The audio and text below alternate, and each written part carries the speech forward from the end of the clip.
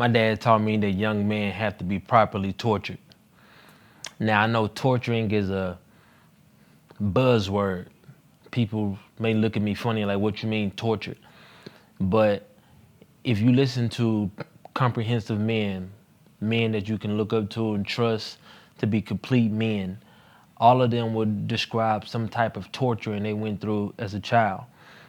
I'm gonna explain to you later on today what I mean by that. But before I get there, I want to break down the psychology behind torture. So basically, our brain has a limit.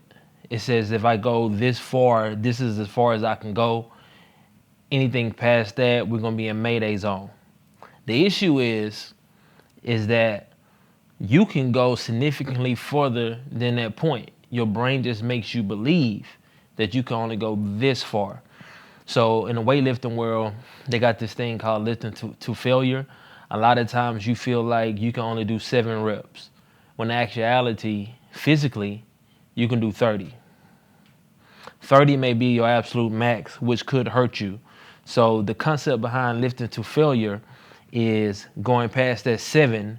Mentally, you have to grind out every rep after that, which is going to feel like death sometimes. Sometimes when you're running wind sprints, you think all I can do is 10. Everything past 10, you are working on those mental reps to where you feel like it's death now. I'm going to pass out, or I'm going to get hurt, or I can't do anymore. I'm physically going to just fall down on the ground. I remember Muhammad Ali said that he don't count his sit-ups until after it starts to hurt. No rep counts until after it begins to hurt. That's the mental torture that I'm talking about. So growing up, I talked about my dad being a mad scientist all the time. This was one of his diabolical tricks on me. I went over the moment where he finally seen me. I taught myself how to ride a bike at age 4, never fell off, never had to hit my head or scrape. I used my brain to figure out how to do this difficult task without any help. Once my father figured out that I can do that for myself, he never wanted to stand in the way of my mental process. He understood that cognitively, I can figure out how to do anything. So my brother has always been significantly bigger than me. I mean, that means taller, bigger, stronger, even smarter. I ain't gonna cap. He naturally understands things faster than me. Basketball was my favorite sport growing up. I learned how to play basketball on asphalt. Asphalt is significantly different than concrete. Concrete is typically smooth. Asphalt is, you take gravel, you put some type of solution in it, and it hardens. And sometimes that gravel kicks up and you got little rocks laying everywhere. That's what me and my brother learned how to play basketball on. Now, get this. My brother is like Draymond Green times 100. Anybody that is from where I'm from, that played with my brother, knows I'm telling the truth, knows exactly what I'm talking about. So when I tell you my brother used to slide me up and down this asphalt all the time, dog. One day, me and my brother outside playing one-on-one, and man, I go up for a layup. He slid me across that concrete. My elbow is ripped to shreds, bleeding to the white meat, right? I'm probably about 10 or 11 years old. I go in the house crying. My dad is sitting in his chair watching TV. I kid you not. I come into the house this way, from this side. My dad's sitting in the chair like this. I'm crying. Daddy, Daddy. You know how kids do when they cry.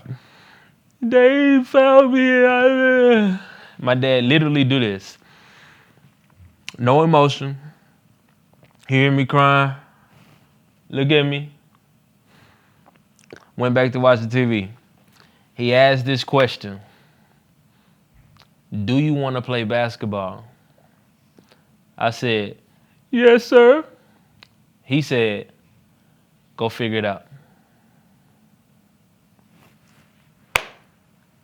Listen, I'm going to tell you what I felt at the time.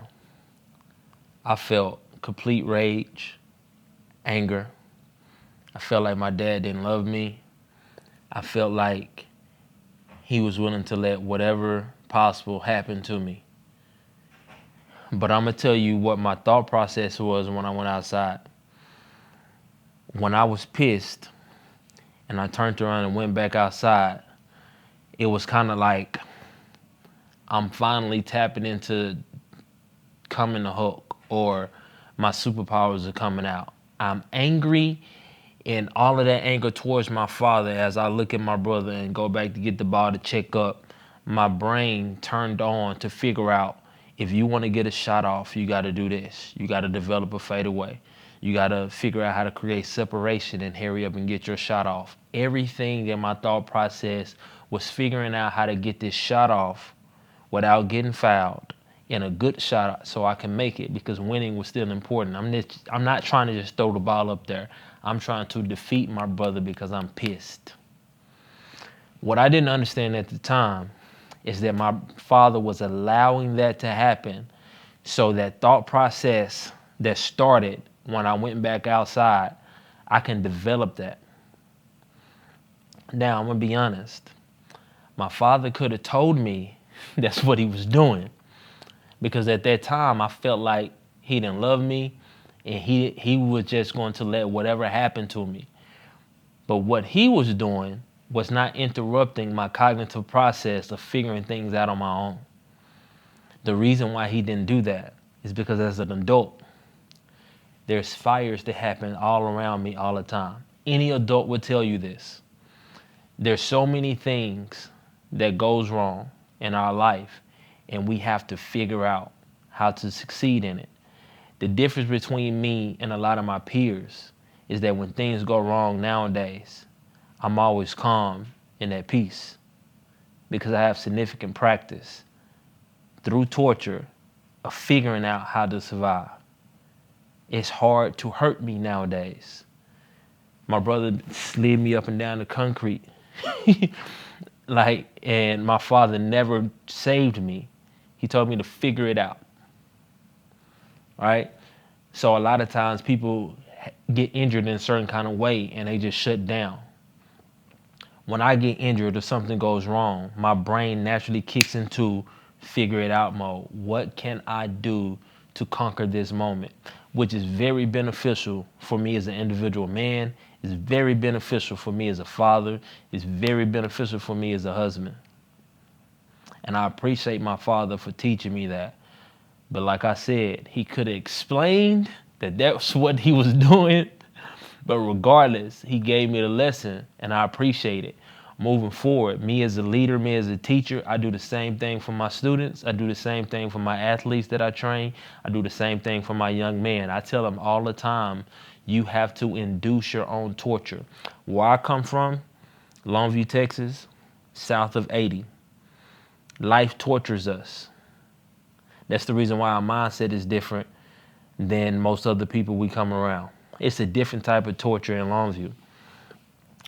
Where I live now, I live around a lot of successful black people. I tell my students, I wouldn't wish poverty on you for any reason, but poverty gave us obstacles to overcome. Living out here in your environment, you have to induce your own torture. You have to create situations, control situations for yourself to overcome. And I'm going to tell you how this works.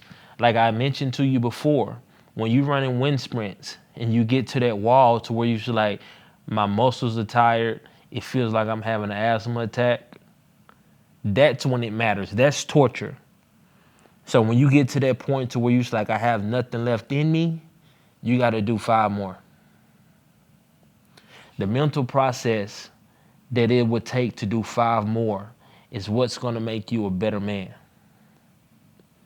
When you're going through that intense pain and you want to quit, everything that happens after not quitting is what's going to make you a better man. The reason why we have so many cowards in this world is that men are allowed to run from pain. This is why men have to raise men. A lot of times women understand what men have to go through, but they don't know what it feels like to be a man. So a lot of times women try to inflict this type of pain on young men, and it's received as abuse and not loving torture. The mother is supposed to teach this young man how to be nurturing. The father is supposed to teach this young man how to secure. It's difficult for one parent to provide both sides. The mom is not supposed to be roughhousing with this young man. That's men's job. So one thing that I suggest, and one thing that I volunteer wherever I am, right now I'm in Duncanville. If you need a man's presence in your young man's life, I will volunteer. That's where the community comes into place. I would volunteer because I'm not going to emotionally abuse this young man. And also, when I speak to young men who don't have that father figure in their life, don't have a male's presence in their life, I notice that a lot of times they try to play to my emotions. And I'm sitting here thinking, like, you used to manipulating women. I can tell. Because you're trying to play to my emotions. And I'm sitting here laughing in your face because I don't care about none of that. I don't care why you did it. I expect you to be on point. But I feel like this, cool. After you execute what needs to be executed, we can talk about your feelings. Right now, I need you to be on point and execute. But I notice a lot of times it's like, I feel like this, I feel sad. I'm like, you used to manipulating women. And that's one of the things that bother me, is because men, young men who are not raised by men, they learn quickly how to get their way. That's the reason why it's important for men to step in and to give this young man a balance. He is supposed to have those women that's in his life that's doing the best as they can. They're supposed to do that. But he needs balance. He needs to understand what it feels like to be a man from an adult male. He needs to understand, I can tell you everything that's happening with your body right now and how it makes you feel. He needs somebody to be able to tell him that and to teach him how to navigate this space, because there's a lot of things that goes on with young men that women can't even fathom. That's why it's important for men to be present in young men's lives, a heavy presence in young men's lives.